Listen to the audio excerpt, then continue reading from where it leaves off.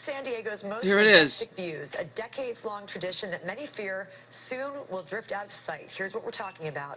San Diego's famous hot air balloons have given tourists and residents memorable sunset rides for years and years now, but now local lawmakers are clamping down on the balloonists to the point where some feel this relaxing pastime may be grounded for good.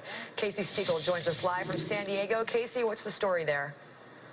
Juliet, say it ain't so. Beautiful San Diego is known for many things. The famed Gaslamp District, of course, the Padres and the Chargers, but also those hot air balloon rides that you were just talking about. The nice weather year-round mixed with the spectacular views from up above, making the region popular for the rides, attracting thousands of tourists from around the world. More than 3,500 hot air balloon takeoffs are recorded every year. But now the city cracking down on the balloon companies, saying the pilots often touch down on either private property or public land that is protected, allegedly doing damage along the way.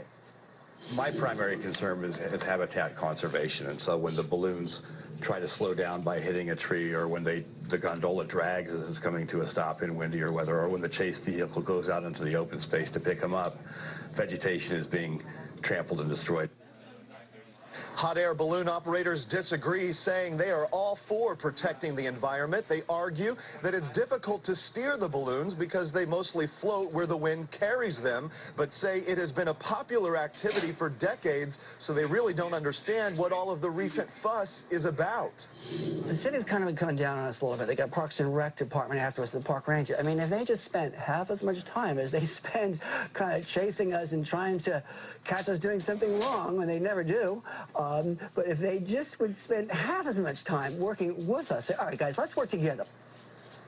All right, so the city has issued a handful of citations, and fines can reach all the way up to $2,500 and also 6 months behind bars. If you're caught, park rangers are out patrolling areas where these balloons are known to land, and they say that they are not putting up with it anymore. Juliet? Oh, I hope they can work things out because it is such a beautiful sight. Yep. Not that I'd want to get on one of those Sure things, but thank you very much, Casey. Casey live in San Diego. Moving on now, a Utah mom